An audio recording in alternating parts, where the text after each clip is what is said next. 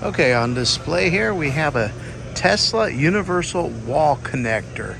So take a look at this thing here. Something that you mount on the outside. Right there shows you, this one here shows you better. People mount this thing on the side of their garages so that they can charge up their Teslas. This is coming in at a price of $550. Let's take a good look at what it looks like. I mean, it's sleek, looks futuristic. Can't really pull this one out because it's a display model, but it's got that amber light there telling you that it's on. It says no more adapters and hassle. Universal wall connector. Look at that.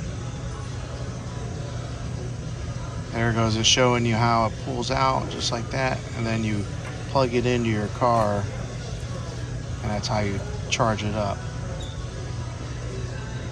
You're going to pull it out to disconnect,